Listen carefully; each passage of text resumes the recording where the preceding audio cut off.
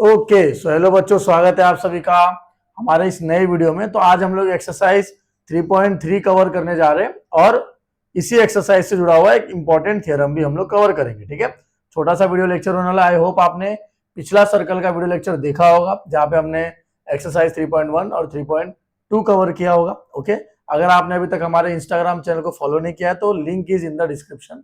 आप जरूर Instagram channel को फॉलो कीजिए, वहां पर भी हम लोग काफी कुछ अपडेट्स आने वाले समय में देने वाले। ठीक है, तो शुरू करते हैं। ओके, तो सबसे पहले कुछ कॉन्सेप्ट है जिसको बताए बिना हम लोग आगे नहीं बढ़ सकते। तो आर्क का कॉन्सेप्ट है। देखो सर्कल क्या है बच्चों, आप एक जब कंस्ट्रक्शन सॉल्व करते हो तो आपने ना ऐसे आर्क ड्रॉ किया होगा। अगर आप वो आर्क को कंप्लीट करोगे ना तो वो सर्कल ही बनता है ना। तो आप कोई भी आर्क को जब कंप्लीट करते हो तो एक कंप्लीट सर्कल आपको देखने को मिलता है। एक मिनट बच्चों, ठीक है, और उसी सर्कल के हिसाब से सम अपन सॉल्व करने वाले। तो ध्यान देना, इस कॉर्ड के वजह से, कॉर्ड मतलब क्या, ऐसा लाइन जो सर्कल को कट करता है उसको हम लोग कॉर्ड बोलते हैं। ये कॉर्ड की वजह से ना दो आर्क बन गए। ये वाला जो आप आर्क देखो छोटा आर्क है, देखो ना ये, तो इसको हम लोग क्या बोलेंगे, माइनर आर्क। क्या बोलेंगे इसको हम लोग, माइनर आर्क। ओके, और ये वाला जो आर्क है बच्चों, ये वाला जो आर्क है इसको हम लोग नाम देंगे मेजर आर्क। क्या बोलेंगे इसको हम लोग, मेजर आर्क। क्लियर हो गया। अब माइनर आर्क या मेजर आर्क सिर्फ कॉर्ड नहीं बनाता, सेंट्रल एंगल भी बनाता है। और मैं आपको ट्रिक बता देता हूं, ध्यान देना। तो ये जो सेंट्रल एंगल है थीटा, ये एक आर्क बना रहा है, इसको हम लोग माइनर आर्क बोलेंगे। इसके अलावा ये जो पोर्शन बचा है ना, इसको हम लोग मेजर आर्क बोलेंगे। अब इससे रिलेटेड चीज, सेंट्रल एंगल से रिलेटेड चीज जो आपको बहुत अच्छे से ध्यान में रखनी है, इस एक्सरसाइज में यूज भी होगी कॉन्सेप्ट और आपको ऑब्जेक्टिव्स में भी पूछा जा सकता है कि सपोज करो एक सर्कल है, उसका सेंट्रल एंगल 30 डिग्री है, तो आपका आर्क कितना होगा। लेट से मैं इसका नाम देता हूं ए बी और ये ओ है। तो एंगल ओ का जो वैल्यू है बच्चों 30 डिग्री है, तो मेजर ऑफ आर्क कौन सा, ए बी, वो भी कितना होगा पता है, 30 डिग्री होगा। ये याद रखना। लेकिन एंगल क्या रहना चाहिए, अब बहुत सारे बच्चों कंफ्यूजन है, वो ऐसे याद रखते हैं कि ओके ऐसा कुछ दिया हुआ है। नहीं, हमेशा याद रखो ये जो एंगल है वो सेंट्रल एंगल होना चाहिए। अगर जो एंगल आपका सेंट्रल है तो इसका मतलब जो भी आपका सेंट्रल एंगल का मेजरमेंट होगा वही क्या रहेगा बच्चों, हमारा बाकी का वैल्यू रहेगा। ठीक है, यहां पर कुछ और चीजें दी हुई है। ठीक है, तो central arc is always equal to the measure of arc, जो भी करस्पॉन्डिंग आर्क को बना रहे। जैसे ये 30 है तो measure of arc A B भी क्या हो गया, 30 हो गया। ठीक है, चलो आगे देखेंगे बच्चों। अपन क्या दिया हुआ है, measure of minor arc is equal to measure of the corresponding central arc. सही बात है, जो हमने बताया ये जो माइनर आर्क है इसी को हम लोग करस्पॉन्डिंग आर्क के जो छोटा माइनर आर्क बनाता है उसी को हम लोग इक्वल बोलते हैं सेंट्रल एंगल के। अगले पार्ट पे आ जाओ, क्या दिया, मेजर ऑफ मेजर एंगल। यह हमेशा याद रखना कि पूरा एक सर्कल है, उसका मेजरमेंट 360 से ज्यादा तो होगा नहीं, 360 will be the highest measurement, बराबर। तो अगर उसका मेजरमेंट 360 से ज्यादा होगा नहीं, तो अगर सपोज करो मुझे ये बोला कि ये 30 है, ये आर्क 30 है, बराबर, आर्क ए बी 30 डिग्री है, और बोला find arc A D B, कौन सा, ये वाला आर्क ढूंढो। क्या ये वाला आर्क मिल जाएगा अपने को, एक मिनट। ओके, तो क्या ये वाला आर्क मिल जाएगा अपने को, कैसे मिलेगा बच्चों, देखो बहुत सिंपल सा तरीका है। क्या करेंगे, measure of arc A D B ढूंढना है। क्या मुझे ये पता है पूरा सर्कल, पूरा का पूरा सर्कल का एरिया क्या होता है बच्चों, 360 डिग्री। और ये पूरा सर्कल बना कैसे, छोटे वाले आर्क को, मतलब आर्क ए बी को, एक मिनट, मुझे लग रहा है शायद आपको दिख नहीं रहा होगा, एक मिनट। सपोज करो ये सर्कल है, ये सेंट्रल एंगल है थीटा 30 डिग्री, तो इसका नाम दे दो ए बी और इसको नाम दे दो डी और इसको नाम दे दो ओ। ठीक है, ये आपका डी है। ओके, तो सपोज करो सेंट्रल एंगल 30 डिग्री है और सेंट्रल एंगल है, measure of arc A B का वैल्यू बना है, तो measure of arc A B का वैल्यू कितना हो गया, 30 डिग्री हो गया। आपको वो लोग बोल रहे find major of arc ADB. अब एडीबी कैसे मिलेगा, मुझे पता है पूरा का पूरा सर्कल वो कितना होता है बच्चों, पूरा का पूरा सर्कल का लेंथ कितना होता है, पूरा का पूरा circle is nothing but 360 degree, right. तो देयरफॉर मैं क्या बोल सकता हूं, 360 डिग्री होता है, राइट। तो area of circle is nothing but 360 degree, therefore circle कैसे बना, दोनों आर्क को ऐड करके, तो measure of arc A B, छोटा वाला आर्क और बड़ा वाला arc, measure of arc A D B, जब आप इनको मिलाओगे तो आपका आंसर आएगा 360 degree. Okay, since area of circle is 360, तो ए बी का वैल्यू सब्स्टिट्यूट करो 30 degree plus measure of arc A D B is equal to 360, therefore measure of arc A D B is equal to 360 minus 30, तो measure of arc A D B कितना आया बच्चों, measure of arc A D B आया अपने को 330। अब इसी से मिलता जुलता ना मैं आपको एक सम सॉल्व करवाता हूं, फिर अपन थ्योरम करेंगे। क्या दिया हुआ है कि पॉइंट जी, पॉइंट डी, पॉइंट ई और पॉइंट एफ आर कौन साइक्लिक। कौन साइक्लिक का मतलब पता है क्या होता है, एक सर्कल है, लेट से सर्कल है और उस पे ना 4 पॉइंट बना हुआ है, सर्कल पे ना 4-5 पॉइंट ऐसे बने हुए, तो सर्कल पे जो भी पॉइंट बनता है ना और जो भी शेप बनता है उसको हम लोग कौन साइक्लिक बोलते हैं, मतलब वो सर्कल के ऊपर है। ओके, क्वेश्चन क्या दिया हुआ है, ECF, ECF अपने को कितना दे रखा है बच्चों, 70 डिग्री। ठीक है, आगे देखो DGF कितना दे रखा है, ये पूरा 200 डिग्री। क्या क्या ढूंढना है, DE ढूंढना है, मिल जाएगा, डी मिल जाएगा क्योंकि पूरा का पूरा सर्कल है। तो मैं क्या बोलता हूं, सिंस क्या बोलता हूं, measure angle ECF is equal to कितना दिया है, 70 degree, therefore measure of arc EF, ये वाला जो आर्क है वो इसके इक्वल हो जाएगा EF, क्योंकि ये जो सेंट्रल एंगल है, ध्यान देना, ये ECF, एक मिनट मैं आपको ये ना मिटा के वापस बताता हूं, ठीक है। ओके, ये जो है ना, ये कौन सा आर्क बना रहा है पता है, ये वाला आर्क बना रहा है, तो ये दोनों इक्वल होता है ना, अभी पढ़ा, सेंट्रल एंगल से जो भी आर्क बनेगा वो इक्वल होगा। तो अगर ये 70 डिग्री होगा तो ये आर्क भी तो 70 होगा, तो मेजर ऑफ आर्क EF कितना होगा पता है, 70 डिग्री। तो मेरे को लिखना पड़ेगा ना, मैं क्या लिखूंगा, measure of arc EF is equal to angle ECF, और रीजन क्या देंगे, अभी हमने पढ़ा, क्या रीजन देंगे, measure of minor arc is equal to the measure of corresponding central arc. Clear हो गया, तो ये आपको रीजन यहां पर दे देना है, ये यहां पर आप रीजन दोगे। क्लियर हो गया, आगे देखो, तो ECF का वैल्यू कितना है, 70 डिग्री, तो उस आर्क का वैल्यू भी कितना हो गया, करस्पॉन्डिंग आर्क का वैल्यू भी कितना हो गया, 70 डिग्री। सिंस दूसरा आर्क का वैल्यू दिया हुआ है क्या, बड़े वाले का, चेक करो, तो मेजर ऑफ आर्क DEF भी अपने को दिया हुआ है कितना, 200। पहला क्वेश्चन बोल रहे find the measure of arc DE, DE को ढूंढो, कैसे मिलेगा DE, DE को ढूंढो, कैसे मिलेगा DE। ओके, तो अपन DE का तलाश करते हैं।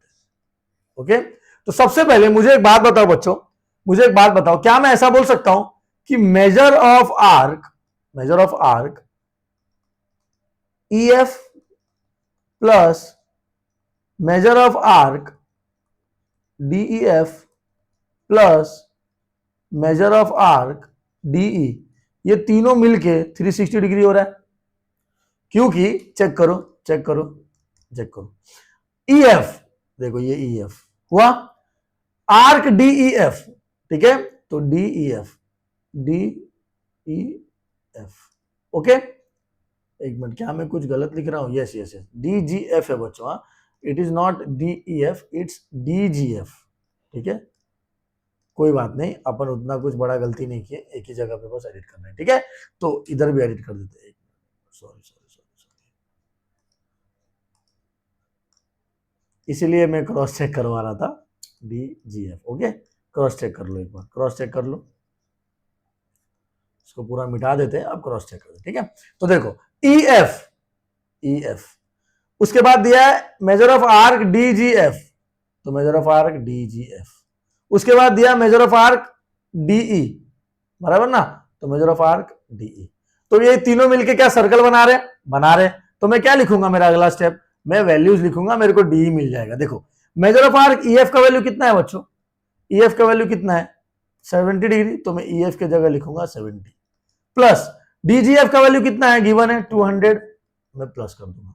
क्या बचा, मेजर ऑफ आर्क DE, क्या DE का वैल्यू है हमारे पास, नहीं है, इज इक्वल टू 360, तो 270 plus measure of arc DE is equal to 360.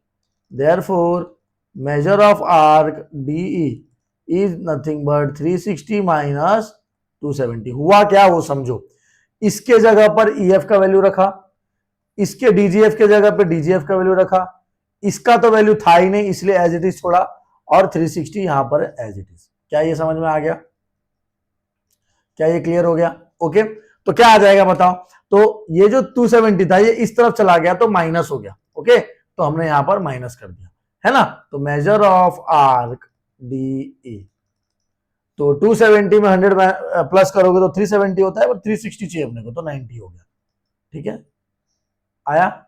और क्या ढूंढने बोल रहा है? DEF ढूंढने बोल रहा है. क्या ढूंढ लोगे आप? ढूंढ लोगे आप? पहले ये लिख लो, ये लिख लो, फिर अपन मिटाते इसको. ओके, नहीं तो आप स्क्रीनशॉट ले लो फिर इसको मिटाते. चलो, जिनको DEF का वैल्यू समझाओ कमेंट करेंगे, जिनको DEF समझाओ कमेंट करेंगे, जिनको नहीं समझाओ यहां देखेंगे. चेक करो, मुझे बताओ ये DEF ये कैसा बना बच्चों? कैसे बना? सर हमने ये DE को और EF को जोड़ा ना तो DEF बना. Very good. तो मैं क्या लिखूंगा? Measure of arc DEF is equal to measure of arc DE plus measure of arc EF. ये क्लियर हो गया? तो what is the measure of arc DE? DE का वैल्यू कितना है बच्चों? तो DE का वैल्यू इज नथिंग बट, अभी हमने ढूंढा 90, लिख दो. EF का वैल्यू कितना है? 70, लिख दो. तो ये हो गया आपका 160 डिग्री. तो मेजर ऑफ आर्क DEF भी अपने को मिल गया. समझा? एकदम इजी, एकदम लप्पू सा समझा. ठीक है, चलो अब अपन थ्योरम पे आता है. होप आपको ये क्लियर हुआ होगा. ठीक है, अब मैं आपको एक मजेदार थ्योरम बताता हूं जो एग्जाम के लिए भी इंपॉर्टेंट है. सर्कल चैप्टर में से हर साल आप PYQ चेक कर लेना. आपको मैंने इंपॉर्टेंस निकालना सिखा दिया है. आप PYQ चेक करना. क्वेश्चन नंबर 3 के अंदर कंपलसरी या तो एक्टिविटी में या तो सॉल्व करने के लिए सर्कल का थ्योरम आया ही आया है. ऐसा एक साल भी नहीं था जहां पर हमने वो थ्योरम मिस किया हो. ठीक है, चलो देखते हैं. The chord corresponding to congruent arc of a circle are congruent. तो अपने को सबसे पहले तो सर्कल बनाना है. अच्छा, अब क्या बोला है पढ़ो. आधे बच्चे बोलते सर आप डायग्राम कैसे बनाते हो? कॉर्ड्स लिखा है ना. कॉर्ड्स का मतलब क्या पता है? दो कॉर्ड रहेंगे. एक बनाया और समझो दूसरा बनाया. भले से दो कॉर्ड रहे, सेंटर तो एक ही रहेगा और दोनों कॉर्ड का रेडियस भी तो एक ही रहेगा ना. देखो अगर ये रेडियस है इधर तो ये रेडियस है इधर. इतना समझा है कि नहीं समझा है? ये हिंट समझा कि नहीं समझा? सेंटर को वो नाम दे दो, दे दिया. अब इसको नाम दे दो तो ये AB और इसको नाम दे दो PQ. हो गया. अब गिवन लिखेंगे. क्या गिवन है बच्चों? क्या गिवन है? तो सबसे पहले अपने को ना क्वेश्चन पढ़ो क्या दिया हुआ. The chord corresponding to congruent arc of a circle. मतलब आर्क अपने को कॉन्ग्रेंट दिया हुआ है. कौन सा आर्क कॉन्ग्रेंट दिया हुआ है? तो मैं लिखूंगा इन सर्कल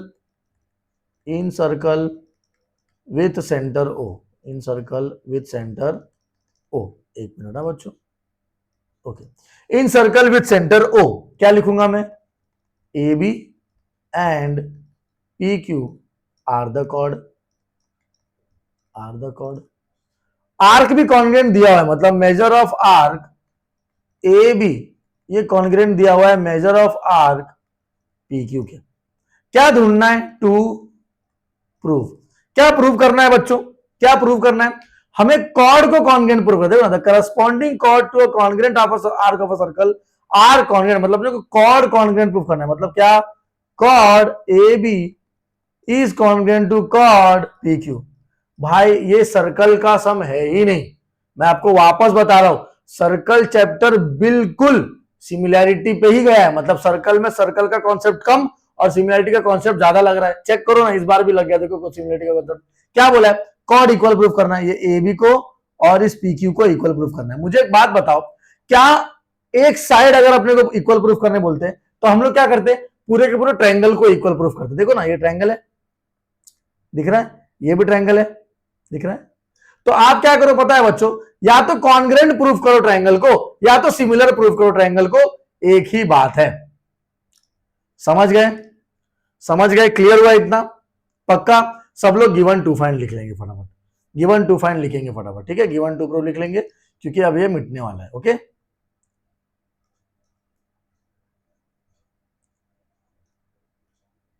वीडियो को 2x पे नहीं तो 1.25x पे वरना 1.5x पे देखिए प्लीज, ठीक है।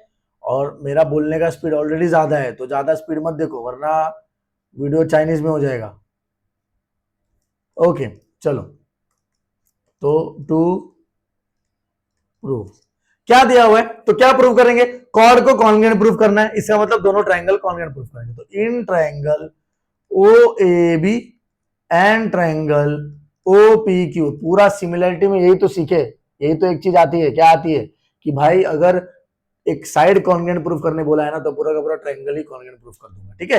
तो देयरफॉर क्या आएगा बताओ, क्या क्या लिख सकते हैं बताओ, क्या हमें उन्होंने ये बोल रखा है, देखो बहुत सिंपल है लेकिन येट थोड़ा सा आपको दिमाग चलाना पड़ेगा। जैसे कि चेक करो, क्या ये और ये सब इक्वल है, हाँ बिल्कुल इक्वल है ना, कैसे, सारे के सारे रेडियस है। तो मैं लिखूंगा देखो, seg A B is sorry सेग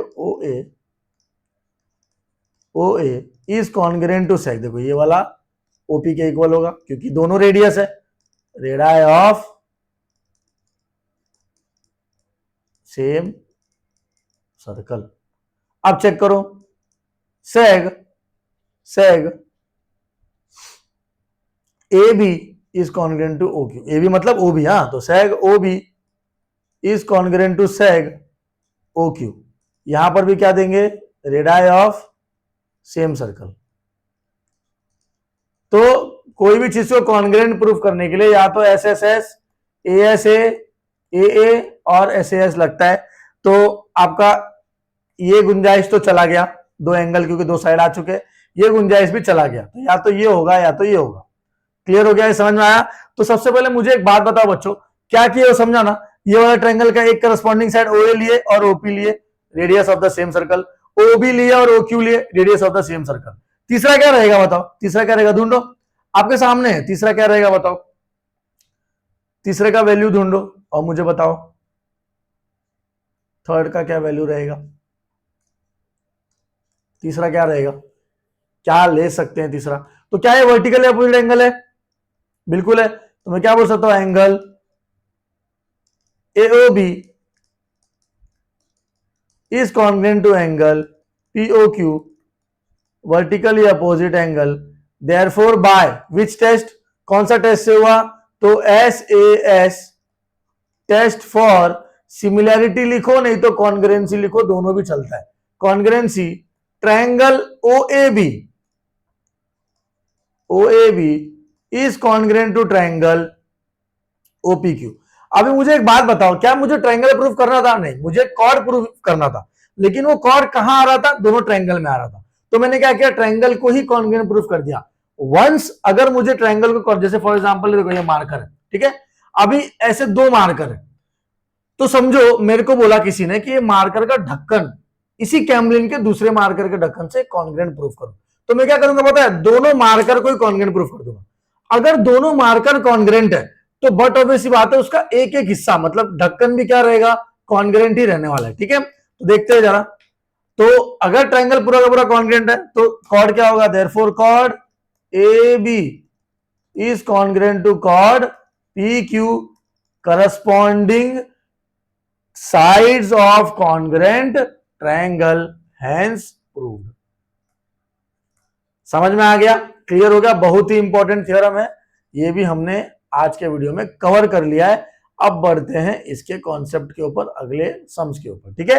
तो सम नंबर 2 क्या दिया हुआ है, बहुत छोटा सा सम है, मैं समझा देता हूं, बहुत छोटा सा सम है, इसको सॉल्व करते हैं फटाफट। ओके, एक्चुअली एक्सरसाइज भी छोटा ही है तो इसको जल्दी जल्दी अपन खत्म करेंगे। तो ट्रायंगल QR है, इज एन इक्विलैटरल ट्रायंगल। मुझे एक बात बताओ, कुछ भी सॉल्व करने से पहले मैं क्या ऐसे लिख सकता हूं, since triangle QRS is an equilateral triangle. What is the meaning of equilateral triangle? Equilateral triangle का मतलब क्या होता है पता है, ऑल साइड्स आर इक्वल, मतलब ये और ये तीनों भी इक्वल रहेंगे, बराबर। तो मैं क्या लिखूंगा, देयरफॉर क्या लिखूंगा, सेगमेंट। अब वो सेग है क्या, कॉर्ड है, तो मैं सेगमेंट से अच्छा हो सकता है मैं कॉर्ड लिख दूं, तो code are S is congruent to code Q S is congruent to code, तीसरा क्या है, क्यू आर। अभी मुझे एक बात बताओ बच्चों, अभी मुझे एक बात बताओ, अभी अभी हमने सीखा कि अगर कोई कॉर्ड है, यहां पर भी बन रहा है, यहां पर भी बन रहा है, यहां पर भी बन रहा है, तो आपको पता है जो भी कॉर्ड बनता है ना उसका करस्पॉन्डिंग आर्क भी इक्वल रहता है। मतलब कॉर्ड आरएस में कौन सा आर्क बन रहा है, आर्क आरएस, तो मैं लिखूंगा arc measure of arc R S is congruent to chord QS में कौन सा आर्क बन रहा है, क्यूएस, तो measure of arc arc QS is congruent to chord QR में कौन सा आर्क बन रहा है, क्यूआर, तो मेजर ऑफ आर्क क्यूआर। क्या ये क्लियर हुआ आपको, ये समझ में आ गया आपको? ओके, रीजन क्या देंगे सर, तो क्या लिखेंगे, करस्पॉन्डिंग कॉर्ड्स ऑफ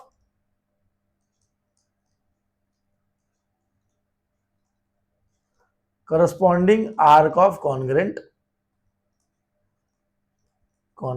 कॉर्ड। ये क्लियर हो गया, ये समझा आपको सबको, और यही अपने को पहला प्रूफ करना था।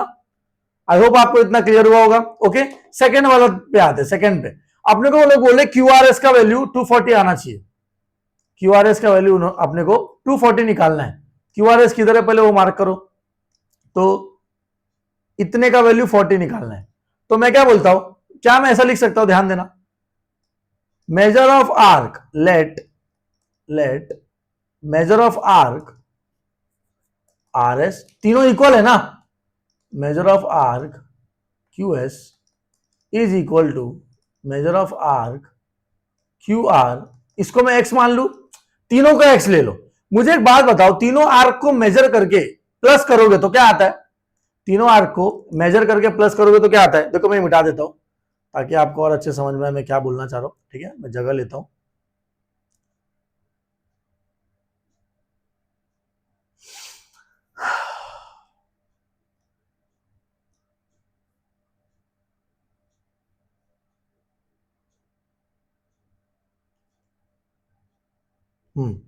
तो ओके, तो मैंने तीनों को क्या मान लिया, एक्स मान लिया। ओके, तो मैं क्या बोल सकता हूं, therefore measure of arc R S plus measure of arc Q S plus measure of arc Q are, अगर मैं तीनों को ऐड कर दूं तो क्या मेरा आंसर 360 आता है। मुझे एक बात बताओ, आर एस क्यू आर और आर एस क्यू एस और क्यू आर का वैल्यू क्या है, एक्स, इसका भी वैल्यू क्या है, एक्स, और इसका भी वैल्यू क्या है, एक्स, इज इक्वल टू कितना है, 360 डिग्री।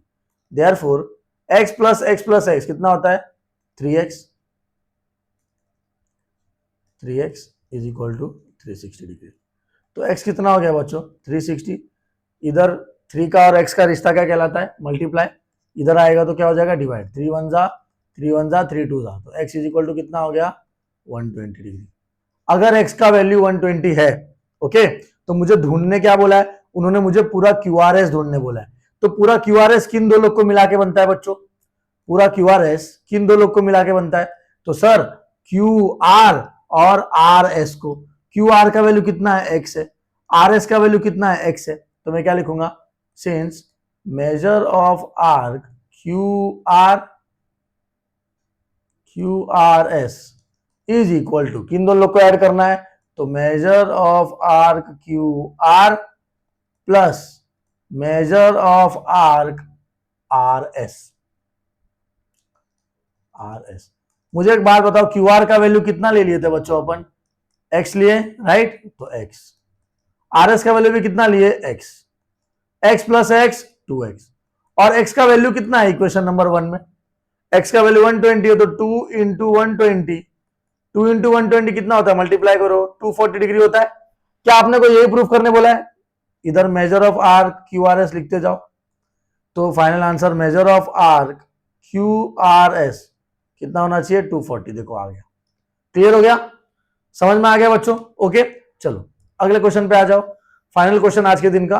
क्या दिया हुआ है क्वेश्चन में, तो कॉर्ड दिया हुआ है आपको, कॉर्ड दिया हुआ है AB और ये कॉन्ग्रेंट है, प्रूफ करना है आर्क, तो बहुत सिंपल सा सम है, मैं आपको सॉल्व करके बताता हूं, ठीक है। सबसे पहले मैं क्या लिखूंगा, अच्छा गिवन टू फाइंड आप लिख सकते हो, देखो गिवन टू फाइंड डायग्राम आप बनाओ, मैं डायरेक्ट सॉल्यूशन पे आता हूं। सॉल्यूशन में क्या दिया है बच्चों, वी हैव, अपने को ना एक कॉर्ड दिया है, कौन सा chord, A B is congruent to chord C D. मैं एक बार आपको बना के दिखाता हूं, कॉर्ड ए बी ये पूरा, कॉर्ड ए बी ये पूरा वो कॉन्ग्रुएंट है कॉर्ड सी डी के, बराबर, ये चीज अपने को दिया हुआ है।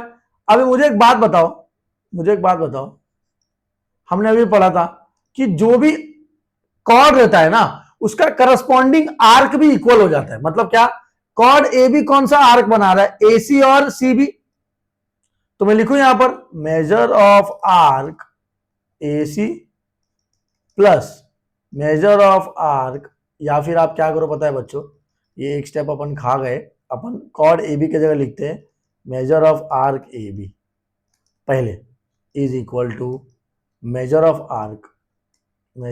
आर्क सी डी,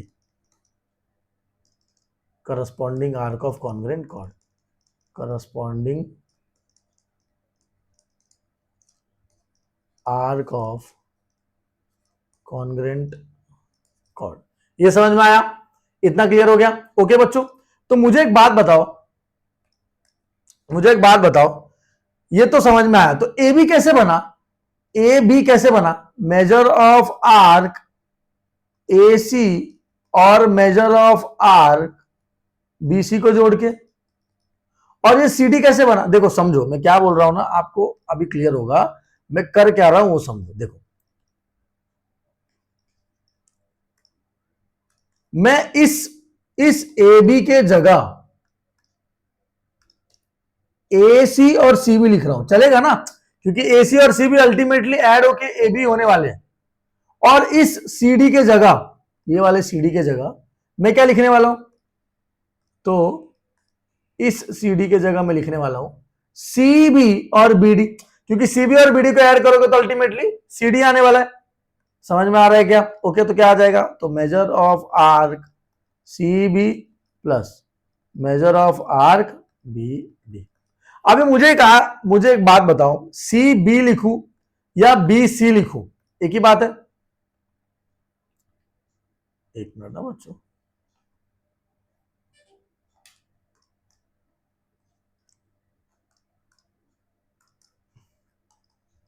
है ना। तो अब मुझे एक बात बताओ, क्या ये कैंसिल हो सकता है, अब आप बोलोगे सर ये कैंसिल कैसे हुआ, देखो बहुत सिंपल सी बात है, दोनों का साइन प्लस है, इधर कुछ भी नहीं है मतलब प्लस है, ओके।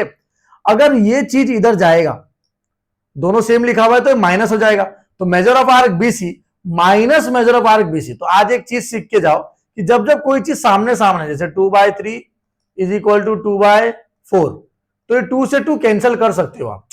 समझ में आ रहा है क्या, क्लियर हो गया, ओके, इतना समझ में आया, ओके। चेक करो, यहां भी चेक करो, तो यहां पर क्या है, ये और ये कैंसिल हो सकता है, क्या बच गया उसको मैं साइड में लिख लेता हूं, क्या बच गया मेरा, तो measure of arc A C, A B C तो कट हो गया, is equal to measure of arc B D.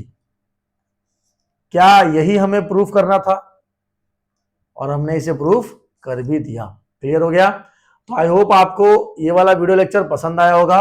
आज जो मैंने आपको सम्स करवाए हैं, ये चारों पांचों सम में से कोई ना कोई चीज आपको बोर्ड एग्जाम के अंदर पूछा जाएगा।